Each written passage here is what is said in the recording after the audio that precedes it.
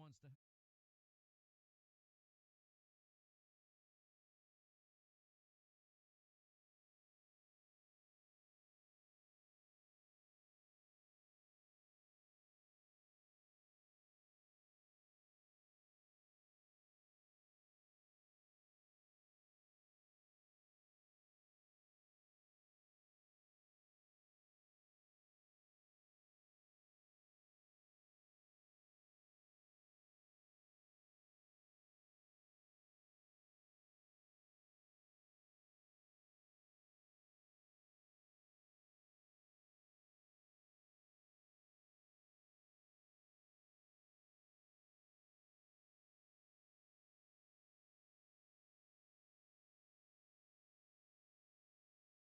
PH.com now. Entries due 1028. No purchase necessary. Void where prohibited. National headlines and the local stories you care about. WLBB, Carrollton. News Talk 1330 FM 106.3.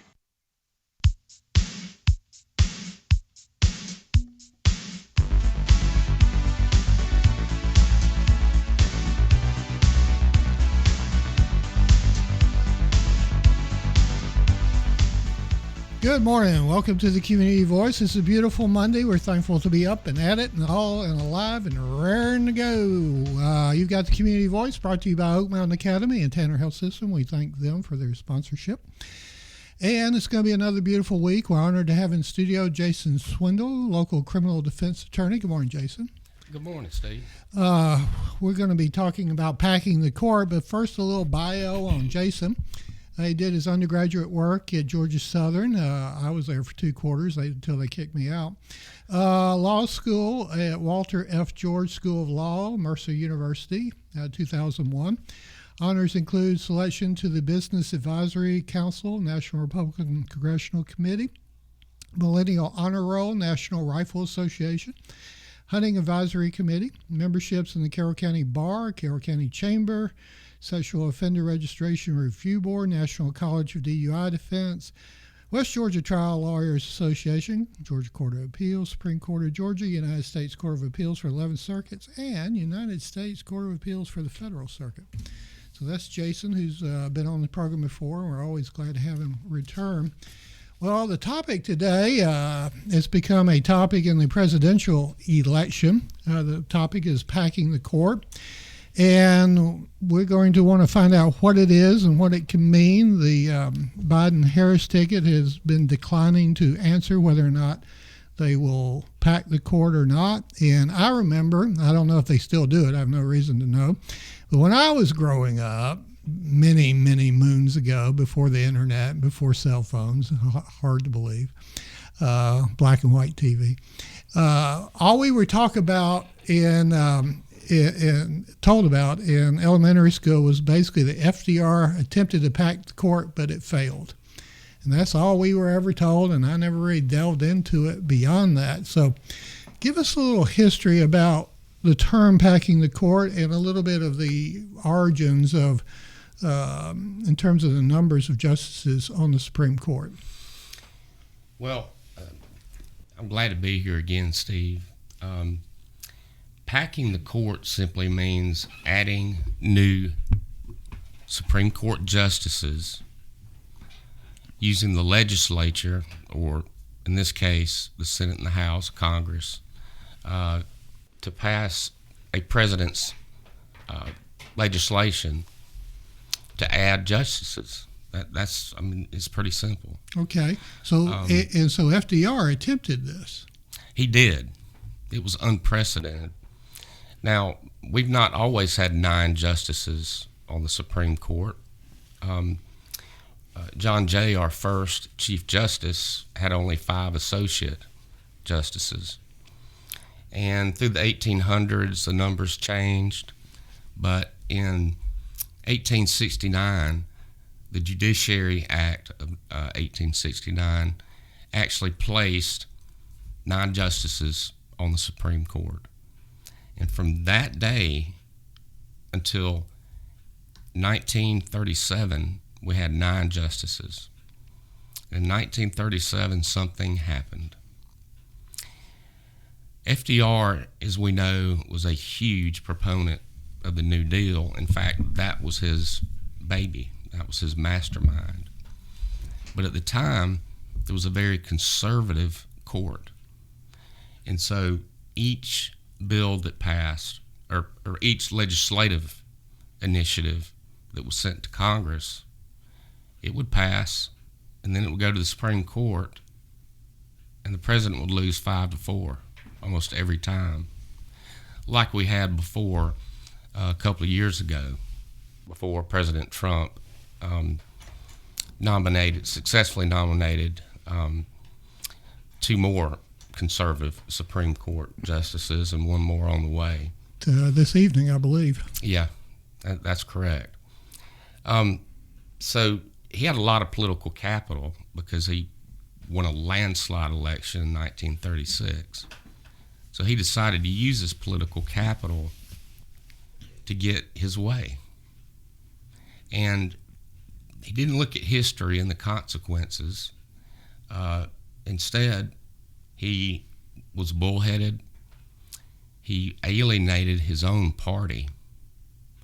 And he got one of his friends in the Senate brought up the Judicial Procedures Reform Bill of 1937. And here's how it reads, which is pretty strange.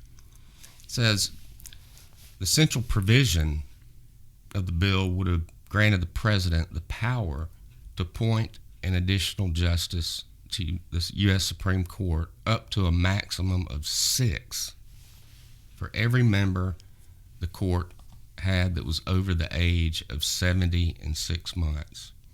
Okay? So that is getting rid of the old conservative guys, putting your liberal people in, and then getting what the executive branch wants. That's clearly an interference with the separation of powers.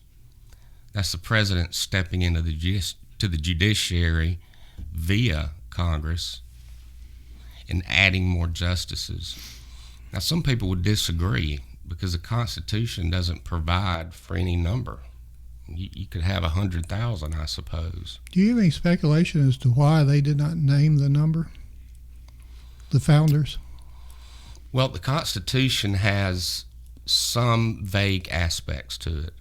And, of course, they could not think of every single scenario that would come up. But it would have been, well, let me take that back. They probably did have some foresight, because eventually we might need another justice or 2. Mm-hmm. But that's a lot different because that's a caseload issue. It's not a political issue. So the founders probably left that open for future growth of the United States. So FDR being one of the most progressive presidents we ever had, from what I understand, he failed, even though he was extremely popular, and even the Democrats. Actually, ironically, he didn't fail. Okay. He was embarrassed. His plan for packing the court, that failed. Right, that's what I mean. He lost a tremendous amount of political capital. The people didn't like it. But in the end, when he died in 1944, after serving, I guess, 12 years, he got to appoint 8 out of the 9 judges. And so he did not have to really go through this process. After this happened, judges started retiring, dying, and he replaced them with New Deal judges. So that's how he got the New Deal through. Not the court packing way, but the right way. But the legislature did say no to him when he tried to pack the court. Yes. In fact, there's a very famous quote by Henry F. Ashurst, who was a Democrat chair of the Senate Judiciary Committee, maybe the most powerful committee in Congress. And here's what he said, quote, "No haste, no hurry, no waste, no worry.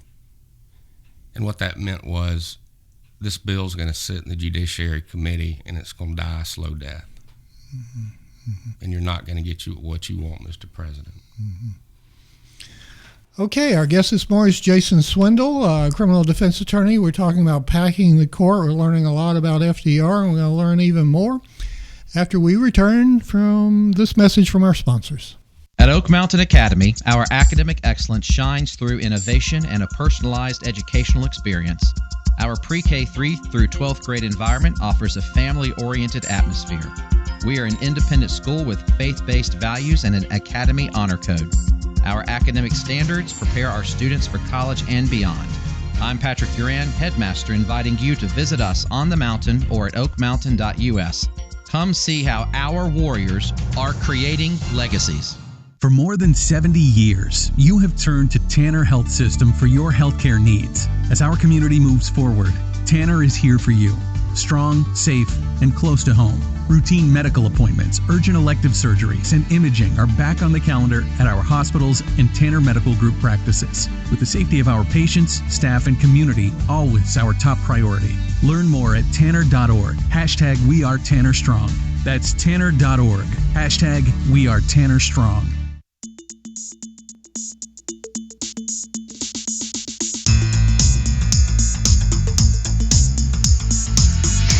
Good morning. Welcome back to the Community Voice. I'm Steve Gredick, your host. We're talking with Jason Swindle, criminal defense attorney.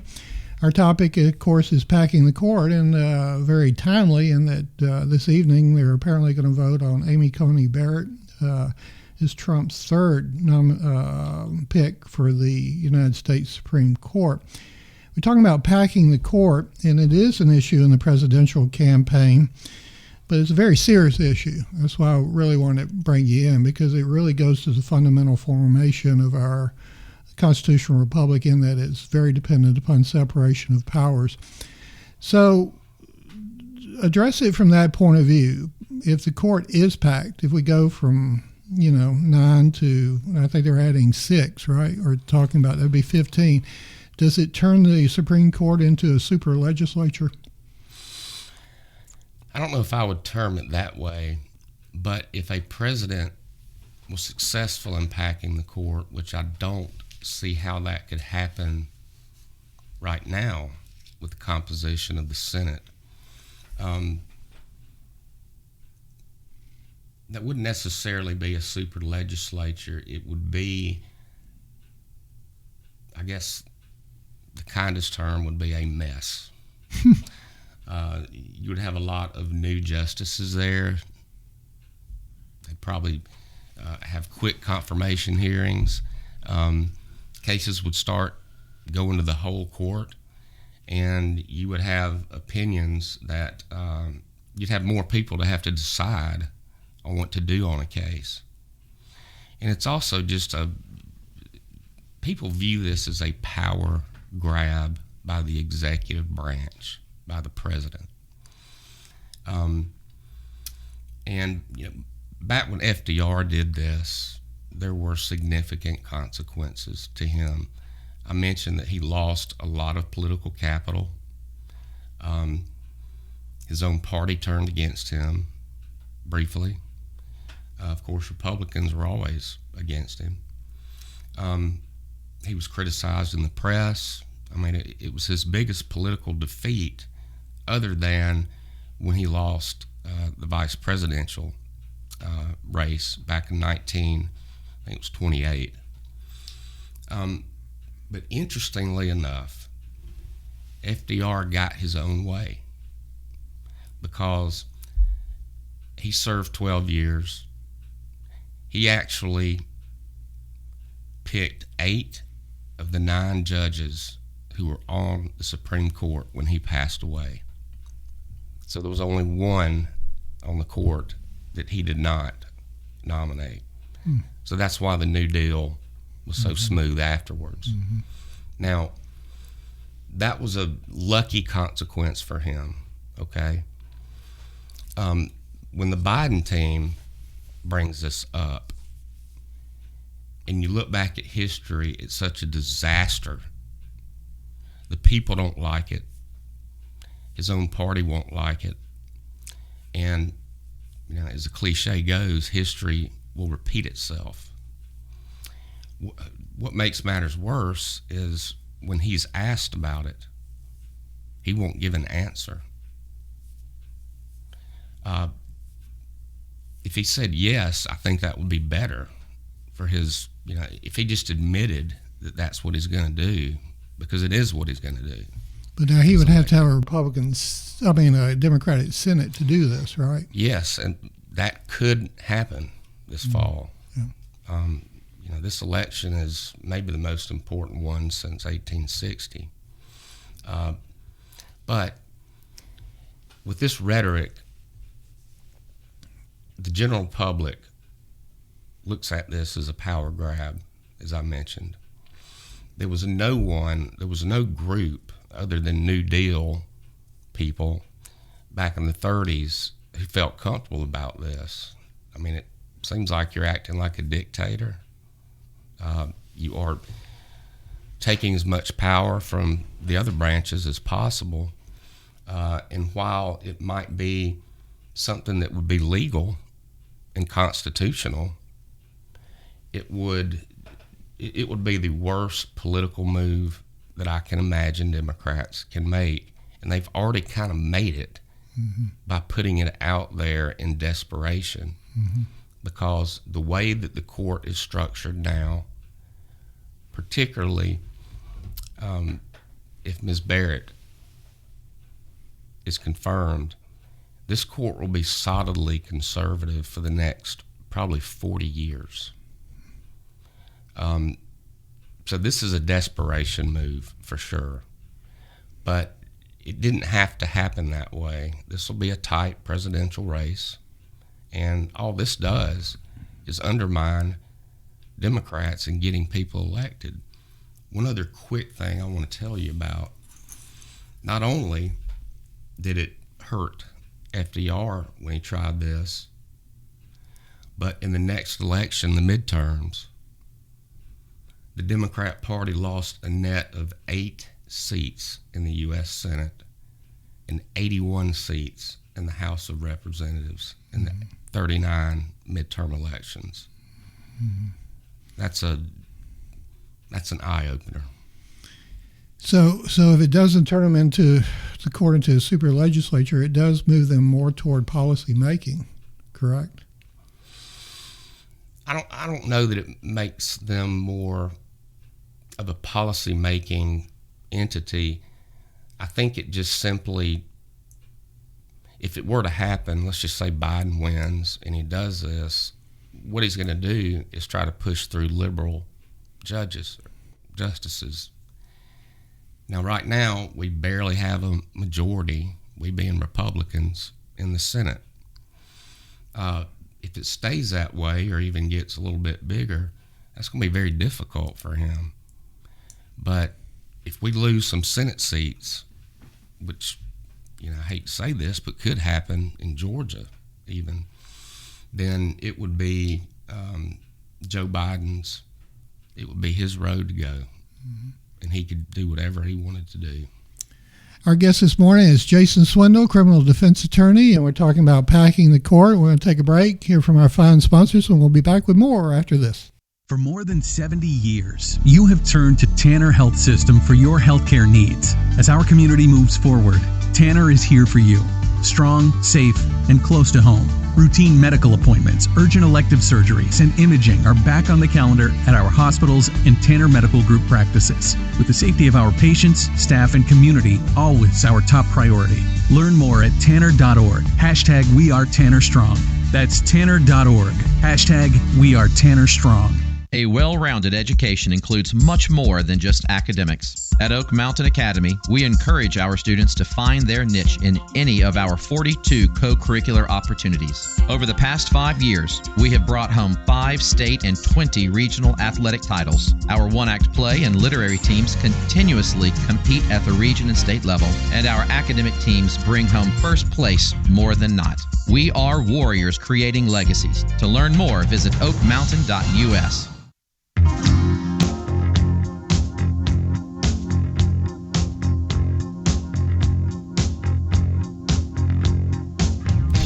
Good morning. Welcome back to the Community Voice. I'm Steve Gruddick, your host. Delighted to have you with us this morning. We're talking to Jason Swindle, criminal defense attorney, who's writes local articles, and one of the most recent ones was about packing the court, which of course is a topic in the presidential election, and timely for today because Amy Coney Barrett should be up for a vote this evening. We've talked about, and it's been a common topic for years now, a term called judicial activism, where basically, and I'll let you define it better certainly than I can, that the justices are not or interpreting Constitution for their own political, if you will, purposes.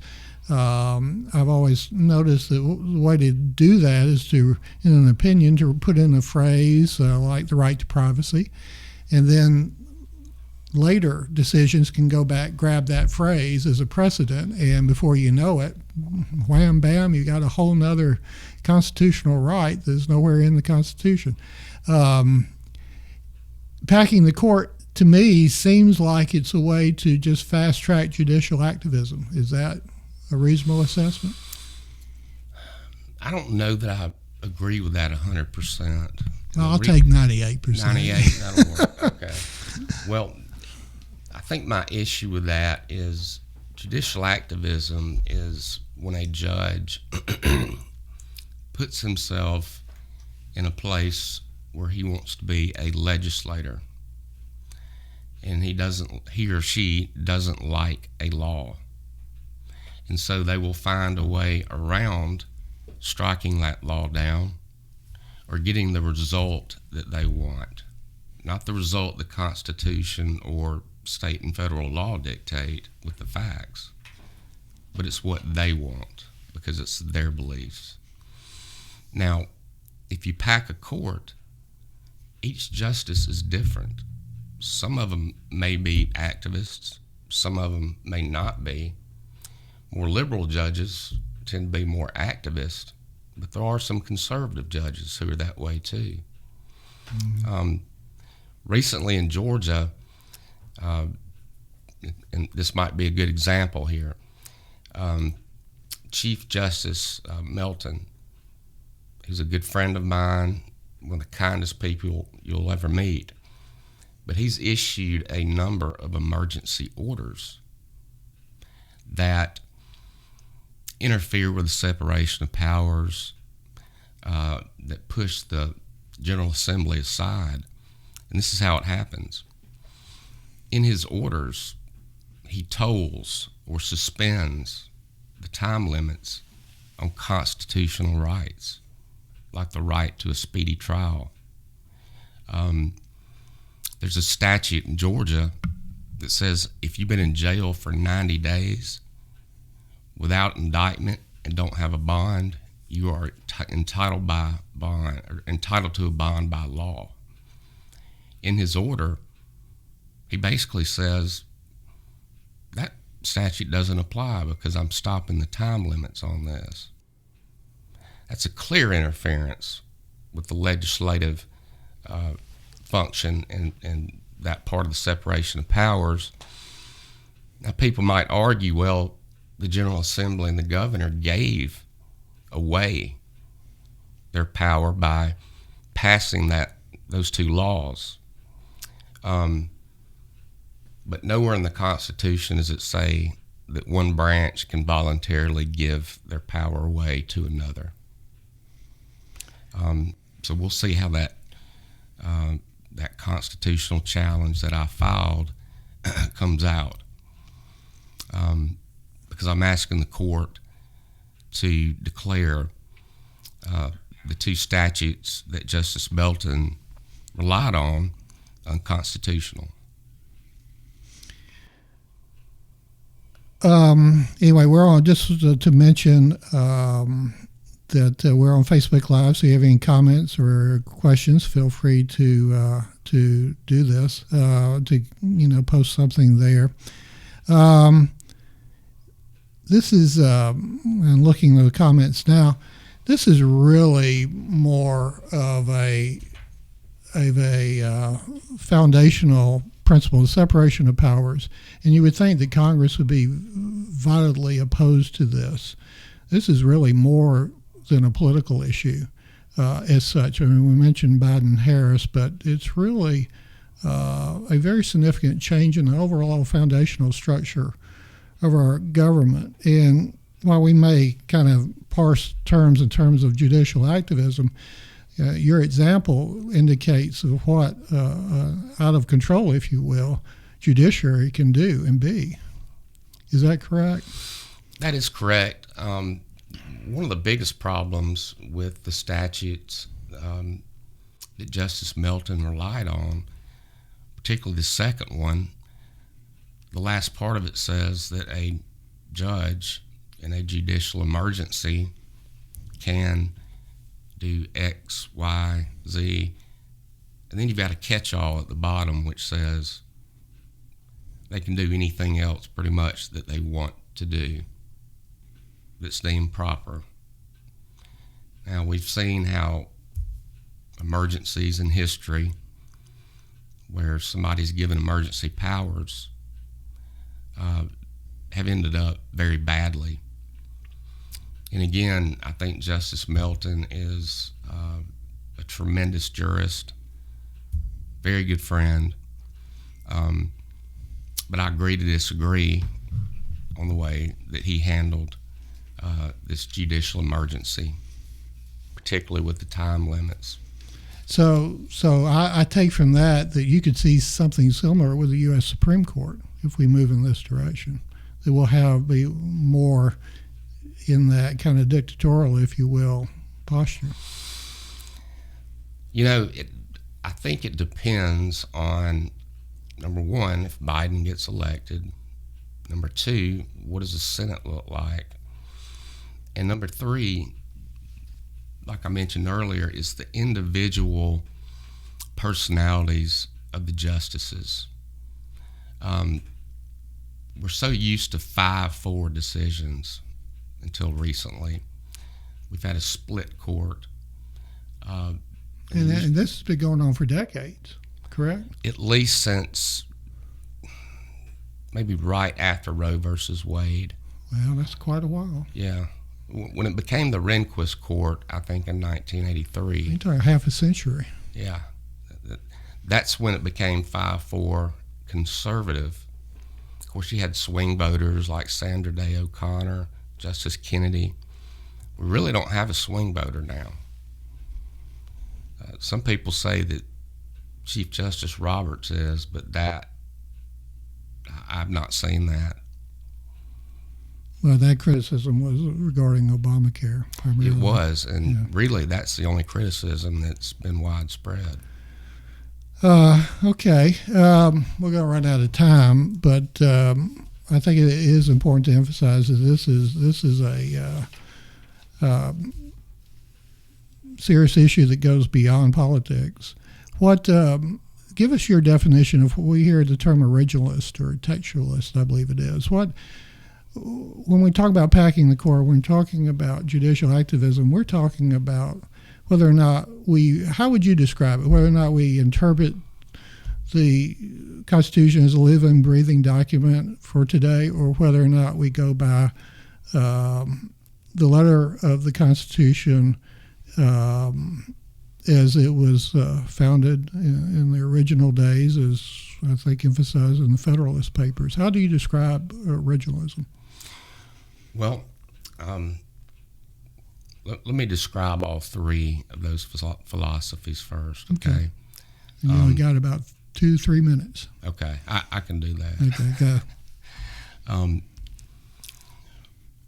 The living, breathing document philosophy is held by mostly liberal judges who believe that the Constitution, it was great back then, but because we have computers, we have technology, society's changed, we need to get the Constitution to change with that.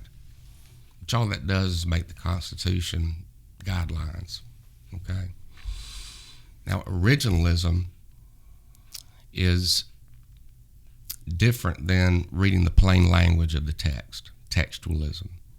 Originalism is looking at the Constitution and deciding cases based on what the original intent of the founders was. Textualism,